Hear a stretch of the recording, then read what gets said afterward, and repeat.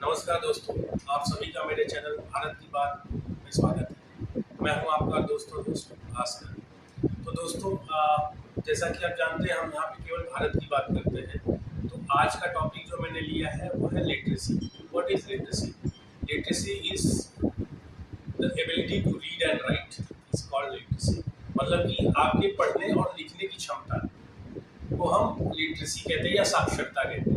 दोस्तों, लिटरेसी का मतलब ये कतई नहीं है कि हमें कोई विदेशी भाषा जैसे कि अंग्रेजी का आना जरूरी है।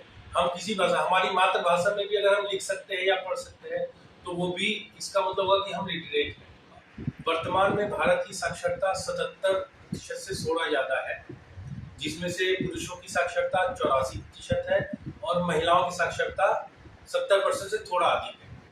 तो दोस्तों, हम ये बात कर रहे हैं हमारे वर्तमान साक्षरता, जो कि मैंने 2022 तक का रिकॉर्ड देखा है, उसमें मुझे पता चला है। अच्छा, क्योंकि ये हमारा चैनल आपको सभी को पता है कि हम अपना भूतकाल मतलब पास्ट में हम कहाँ थे और हम अभी तक कहाँ पहुँचे, कैसे पहुँचे और बीच बीच में क्या हुआ, हम सबकी बात करते हैं।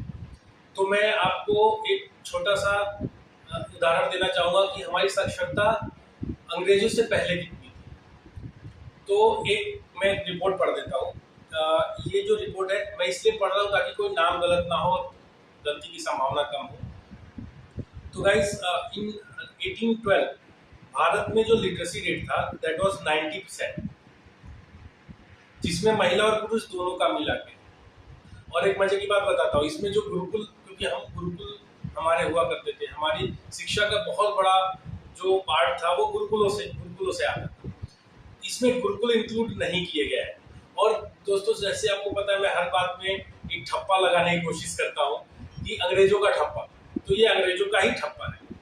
इसे दो अंग्रेज, William Adams of Bengal presidency and Thomas Munro of Madras presidency ने ब्रिटिश पार्लियामेंट, जो कि हाउस ऑफ कॉमन्स बोलते हैं उसको अंग्रेजों में, उसमें 1812 में ये प्रेजेंट किया था कि भारत की साक्षरता 90% से अधिक थी।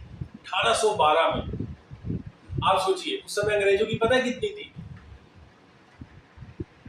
कहीं कहीं रिकॉर्ड है 30% रही।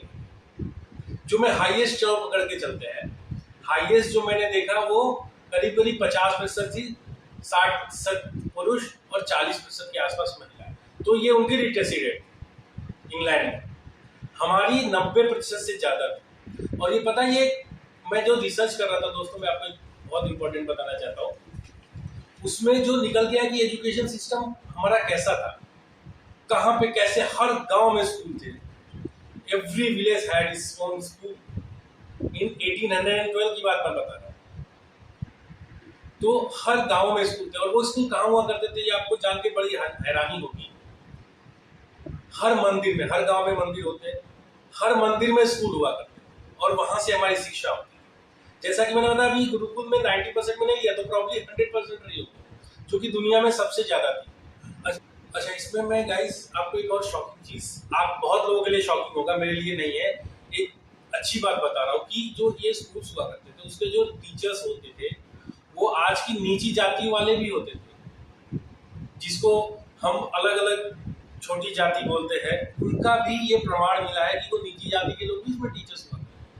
जब इसमें कोई बुराई नहीं, मतलब ये हमारी व्यवस्था थी। जो आज लोग बोलते हैं कि दबे कुचले, उस समय वैसा नहीं हुआ करता था, सबको छूट थी, वर्ण व्यवस्था थी। अच्छा, ये वर्ण व्यवस्था की बात हम किसी और वीडियो में करेंगे कि क्या खूबसूरती थी हमारे वर्ण व्यवस्था की, जिसको धीरे धीरे अंग्रेजों ने जातियों में बांटा और आज की डेट में 50,000 से ज्यादा केवल बैकवर्ड की ही जातियां हो चुकी। तो ये हमारे वर्ण व्यवस्था का पार्ट नहीं था। तो बस ये कहना चाहता हूँ कि छोटी जाति के लोग भी, जो तथाकथित, मैं बोलूंगा तथाकथित छोटी जाति के लोग भी टीचर्स हुए, तो सबको समान अधिकार हुआ करता था हमारी सब सोसाइटी में। सो जैसा कि मैं आपको बता रहा था कि 1812 में हमारी साक्षरता 90% से अधिक थी। अच्छा, एक शॉकिंग न्यूज और बताता हूँ। 60 साल के बाद जो अंग्रेजों का पूरा प्रभाव भारत में हो गया, 1872 में हमारी साक्षरता दर कितनी थी पता है? 3.2%, जिसमें कि महिलाओं की साक्षरता वाज लेस देन 0.5%। सो 60 साल में ऐसा क्या हुआ, what went wrong in 60 years, वो जो हमें उनसे भी पूछना चाहिए जो अंग्रेजों को हमारे सर पे बिठाते हैं और कहते हैं कि अगर अंग्रेज नहीं आए तो भारत का क्या हुआ होता, हम सब पे नहीं हो पाया। ये बहुत बड़ा सवाल है कि क्या हुआ। और जब 1947 में अंग्रेज हमें छोड़ के गए तो एज पर सेंसस ऑफ 1942 हमारी लिटरेसी रेट 16%, जिसमें 25% के आसपास पुरुष शिक्षित थे और 7% के आसपास फीमेल का लिटरेसी रेट। तो इतना ज़्यादा क्षरण हुआ। मैं आपको हर चीज़ बताता हूँ कि हम कहाँ से कहाँ पहुँच गए, कितना क्षरण हुआ। करंट का मैंने आपको बताया कि 77% के आसपास है।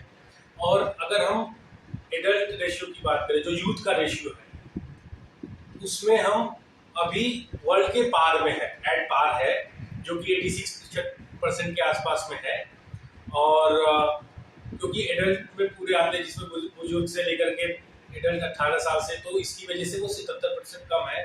क्योंकि पहले के ज़माने में शिक्षा का बहुत अभाव था भारत, जो कि अब बदल रहा है, सुधर रहा है। तो अगर यूथ की बात करें, जैसा मैंने आपको बताया, तो वो 86% के आसपास है, जो कि at par to the world है। बट हम still we are way behind, क्योंकि हम अभी वर्ल्ड में टॉप में नहीं है।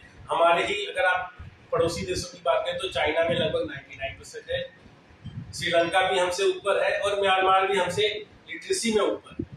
तो हमें अभी बहुत कोशिश करनी है, बहुत आगे जाना है। बट फिलहाल में जो मैंने आपको वो नंबर दिया। अभी अगर हम बात करें कि हमने क्या क्या प्रयत्न किए कि हमारी लिटरेसी रेट यहाँ तक पहुँचे। अच्छा, इसमें एक और चीज़ मैं आपको ऐड करना चाहूँगा।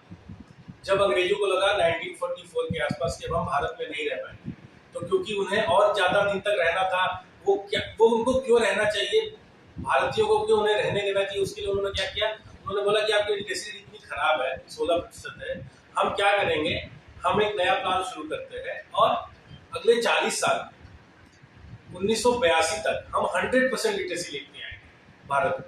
और एक मजे की बात इसमें आपको मैं बताऊं, इंग्लैंड का अभी भी 100% लिटरेसी रेट नहीं है। जो इस साल का, पिछले साल के अंत तक का रिकॉर्ड है, उसमें 99% है, 1% आर स्टिल नॉट लिटरेट। तो वो हमको, क्योंकि उनको निकलना था, हम पूरी कोशिश की कि वो चले जाए, तो उन्होंने ऐसा किया। तो मैं आपको ये सब प्रपंच मैं आपको बता रहा हूँ।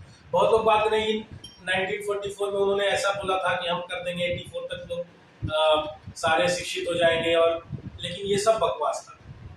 तो दोस्तों, अब बात करते हैं हमारे प्रयासों की, मतलब गवर्नमेंट के प्रयासों की। तो 1988 में नेशनल लिटरेसी मिशन लाया गया, जिसका एम था कि 2007 तक 75% लोगों को लिटरेट कर दिया। हम उससे थोड़ा पीछे रहे, क्योंकि अब हम 77 पे पहुंचे हैं, लेकिन हमने इसकी वजह से काफ़ी ज़्यादा सुधार हुआ। उसके बाद 2002 में जो है वो सर्व शिक्षा अभियान लाया गया, जिसमें कि गवर्नमेंट ने 2002 में 86 अमेंडमेंट जो बिल था वो पास किया, जिसमें कि एलिमेंट्री एजुकेशन को फंडामेंटल राइट बना दिया गया for the children age between 6 to 14 का जो था, उसके लिए फंडामेंटल राइट हो गया कि education is compulsory and it is their right, लोगों का अधिकार है, एक अधिकार बना दिया गया। तो वो किया गया। अच्छा, इसके में क्या हुआ, इसकी वजह से गवर्नमेंट ने इसके बोझ को थोड़ा कम करने के लिए, क्योंकि बहुत सारा अलग अलग चीज़ें लाई गई, जिसमें कि गवर्नमेंट पे बहुत ज़्यादा बोझ पड़ेगा। ऑफकोर्स इतने लोगों को एक साथ लिटरेट करना है, तो उसमें 2% का एडिशनल एजुकेशनल से सेंट्रल गवर्नमेंट लेके आएगी, ताकि उसके जो खर्चे के बोझ को कम कर सके और सबको लिटरेट, पूरी जनता को अधिक से अधिक जल्दी से जल्दी किया जा सके, which was a great effort of the government of India. अच्छा, केवल गवर्नमेंट ही नहीं, बहुत सारे प्राइवेट एनजीओज ने भी एजुकेशन को बढ़ाने के लिए, लेकिन इसमें मैं एक बात और बता देता हूँ, इसमें बहुत सारे लोगों ने फिर हमारा दोहन किया, अलग अलग विदेशों से फंडिंग लेकर के और हमारी शिक्षा व्यवस्था को खराब करने की कोशिश की। तो वो सब कुछ सही नहीं था, बट लोगों ने एफर्ट डाले, जिनका अच्छा एफर्ट था, जिनका पॉजिटिव एफर्ट था, उसके लिए हमें उनकी बढ़ाई भी करनी थी। तो वो बहुत अच्छा प्रयास था सभी का। दोस्तों, इसके अलावा भी बहुत सारे एफर्ट गवर्नमेंट ने डाले, जैसे कि मिड डे मील लाया, और बहुत सारे गवर्नमेंट स्कूल में क्या होता है, बच्चों को कपड़ा, मिड डे मील में खाना फ्री और किताबें फ्री, जूता मोजा पूरे यूनिफॉर्म दिए जाते हैं, और उनको कुछ वजीफा भी दिया जाता है, ताकि वो उनका घर भी, क्योंकि इसका रीज़न क्यों पड़ा मैं दोस्तों बताता हूँ, बहुत ज़्यादा बाल श्रम था यहाँ भारत, तो उसको करने के लिए, उसको काटने के लिए, ताकि बच्चे स्कूल आए और सबको शिक्षा मिले, उसके लिए गवर्नमेंट ने एफर्ट डाला कि उनको कुछ पैसे भी दिए जाए ताकि उनके परिवार में जो परेशानियां उससे कुछ दूर हो जाए, एटलीस्ट वो बच्चे का खर्चा, जो कि बहुत ही सराहनीय कार्य है। हर चीज़ का प्रॉस एंड कॉन्स होता है, इसमें भी बहुत सारे धांधलियाँ और ये सब होती रहती है, बट वो तो पार्ट एंड पार्सल है। आजकल मान चुके हैं लोग, ऐसा होना नहीं चाहिए, बट इस पे गवर्नमेंट बहुत सारे काम कर रही है और मैं आशा करता हूँ कि इन सारे एफर्ट्स के बाद अगले कुछ सालों में या अधिक से अधिक एक दशक में, 2 दशक में हम अपने साक्षरता को 100% कर पाए और उसके आगे बढ़े, साक्षरता के आगे भी बढ़े। दोस्तों, मैं आशा करता हूँ कि ये वीडियो आपके लिए इन्फॉर्मेटिव था, आपने कुछ नया जाना। मेरे वीडियो को लाइक करिए, शेयर करिए, चैनल को सब्सक्राइब करिए। आपका बहुत बहुत धन्यवाद। नमस्कार, जय हिंद, भारत माता की जय।